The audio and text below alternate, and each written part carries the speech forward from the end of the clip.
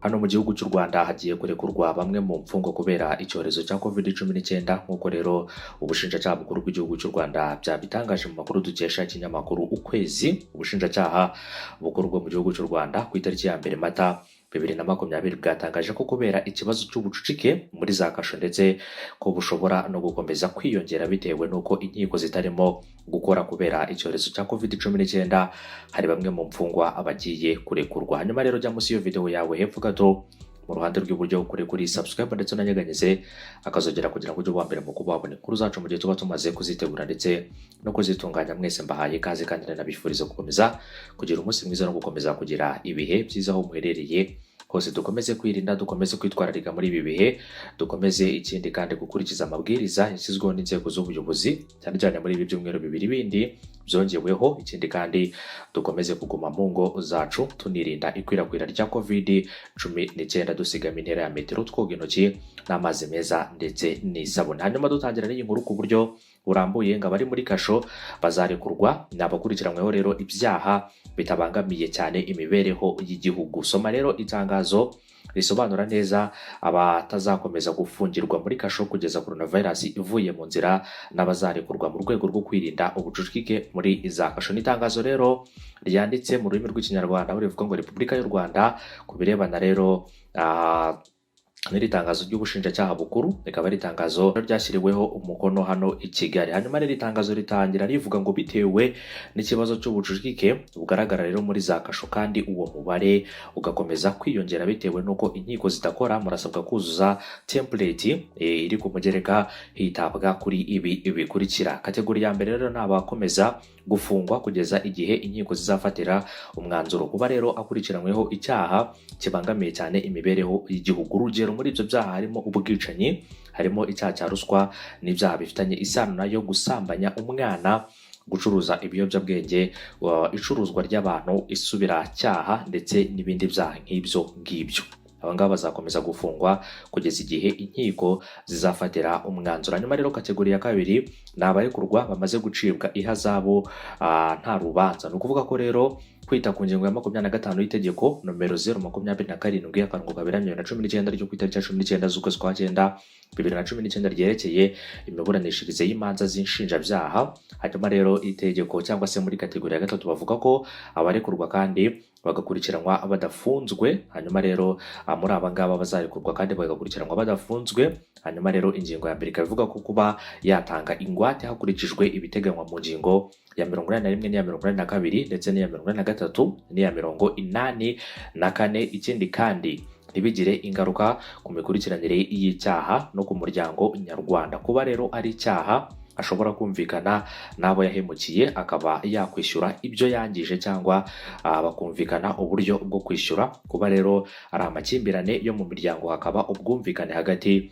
y'ukekwaho icyaha n'uwahemukiwe. Kuba ufunzwe kuba rero ufunzwe afunganywe n'uruhinja kandi akurikiranyweho ari hanze nta kibazo byatera. Kuba ufunze ari umwana kandi akurikiranyweho ari hanze nta n'ikibazo na kimwe byatera. Kuba nta bimenyetso bihagije bigaragaza kandi ko akurikiranywe ari hanze nta kibazo byatera. Indi mpamvu rero mubona yashingirwaho nayo mukaba mwayishyiraho. Abo ngabo rero nabemerewe kurekurwa bagakurikiranwa badafunzwe. Ikindi kandi harimo n'abazarekurwa bamaze gucibwa ihazabu nta rubanza rubayeho, bakaguca ihazabu gusa nta rubanza rubayeho ugahita urekurwa. Ikindi kandi harimo n'abo ngabo bamaze kugusomera bose kugenda kugera ku muntu wa 7 bagomba kurekurwa rero bagakurikiranwa badafunzwe. Ni ukuvuga ngo ushobora kuba ufite umwana, ushobora kuba uri umwana kandi nanone usaba ko wakurikiranwa udafunzwe uri hanze. Ushobora no kuba kandi nanone ufite izindi mpamvu, wakoreye icyaha yemeye ko kubabarira, hari ibyo wangije wemeye kubyishyura ndetse n'ibindi byaha nk'ibyo ngibyo. Hanyuma rero icyitonderwa nk'uko iri tangazo ribivuga, uyu murimo rero mukorane na RIB na polisi y'igihugu. Ubuyobozi bw'izindi nzego bwamenyeshejwe ibirebana n'iri itangazo. Hanyuma ikindi kandi uyu murimo urareba abafungwa bakiri mu maboko ya polisi, abakurikiranwa na RIB, abaregewe ubushinjacyaha n'abaregewe inkiko basabirwa rero ifungwa ry'agateganyo ariko nta cyemezo cy'urukiko kirafatwa kugeza amaliste yujujwe ku bushinjacyaha bukuru bitarenze kuwa 5 ku itariki ya 3 Mata 2020 kutagira uwo murekura mutabiherewe uburenganzira n'ubushinjacyaha bukuru. Havuga yaremye Aimable umushinjacyaha mukuru w'u Rwanda akaba ariwe washyize umukono kuri iri tangazo ryasohotse rireba abashinjacyaha bakuru bose ku birebana rero n'iri tangazo. Ni ba chief prosecutors bose rero, nk'uko iri tangazo ryasinyweho rero n'umuyobozi akaba n'umushinjacyaha mukuru w'igihugu cy'u Rwanda, ariwe rero Havugiyaremye Aimable, akaba rero ariwe wasinye kuri iri tangazo ku birebana n'abagomba kurekurwa. Ni ukuvuga ngo rero nta muntu wakatiwe n'inkiko uri burekurwe.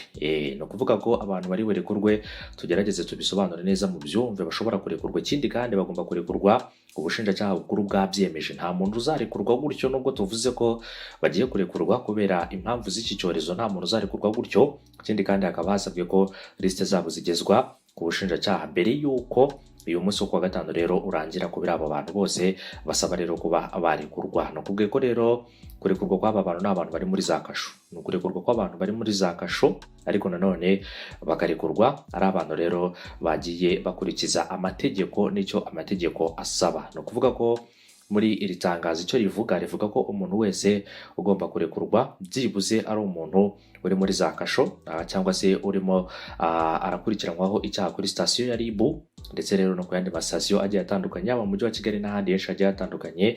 Ikindi kandi akaba ari umwe mu baregewe ubushinjacyaha, ikindi kandi akaba yararegewe inkiko, barasabirwa rero ifungwa ry'agateganyo ariko nta cyemezo cy'urukiko kirafatwa. Ni ukuvuga ko n'aba bandi baba bakiburana bararegewe inkiko ariko bagasabirwa igifungo cy'agateganyo cyangwa se bagasabirwa ifungo ry'agateganyo ariko urukiko rutarafata icyemezo, abo ngabo bemerewe kuba barekurwa. Ariko umuntu wageze muri gereza bamukatiye imyaka 25 uwo ntabwo yemerewe kurekurwa.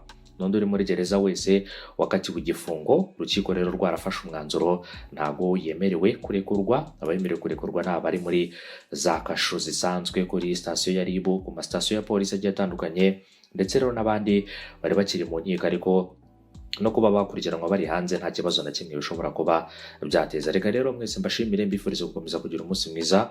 Ubwo twizere ko rero n'abakoze ibyaha biteguye gusaba imbabazi nabo bashobora kuba bazisaba, hanyuma rero abo bazisabye baba babarira bakarekurwa.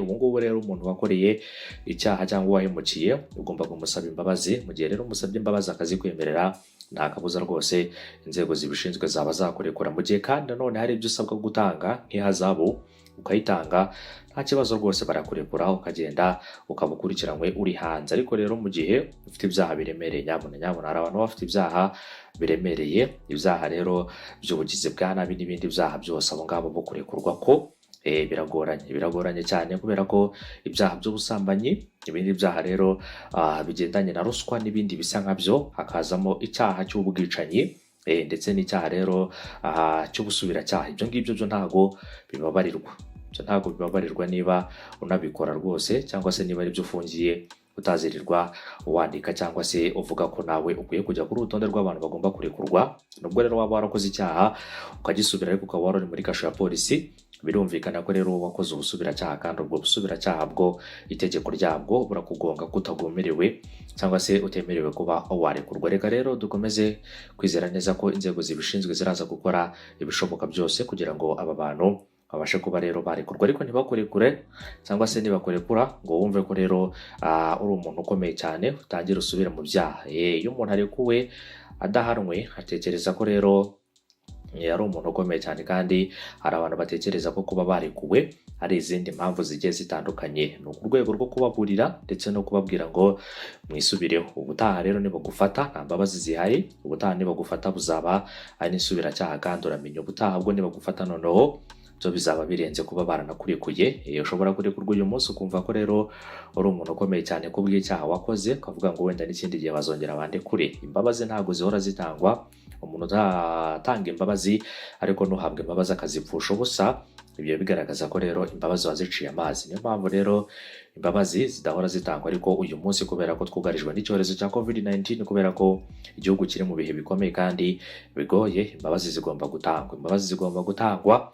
Ndetse rero tukanirinda kuba twakwirakwiza iki cyorezo, cyane cyane ku birebana n'ubucucike. Umuntu ashobora kuva hanze, n'ubucucike, umuntu ashobora kuva hanze rwose mu baturage afite icyorezo akagenda agakongeza abantu bose bo muri gereza akabanduza. Niyo mpamvu bari kwirinda ko ibi byose bishobora kuba byabaho, ariko nanone batange nanone n'imbabazi kuri buri muntu uwo ari we wese, bamuha amahirwe ya kabiri. Nemera ko amahirwe ya kabiri hari ikintu gishobora gukora cyane ku muntu akisubiraho, umuntu akaba yafata umwanzuro wo kuva ibuzima akagaruka ibuntu, akava mu byaha, akemera kubana n'abandi, akemera kugira umutima wo gufasha, akemera kuba umuntu nyamuntu, kugira ngo ukomeze kwijundika no kwijandika mu byaha by'ubugizi bwa nabi n'ibindi byaha byose bitari byiza habe na gato. Ibi byose rero akaba ari ibyaha bihanirwa n'amategeko umunsi ku munsi, gatanu kuri gatanu. Reka rero mbifurize kugira umunsi mwiza no gukomeza kugira ibihe byiza, hanyuma rero ukomeze kubana natwe muri gahunda y'amakuru ku birebana n'inkuru zacu za buri munsi twaguteguriye kandi tugenda tukugezaho. Ndabashimiye cyane, bye bye. Rero mukore kuri subscribe ndetse munanyeganyeza akazogeramo abambere mu kwabona inkuru zacu.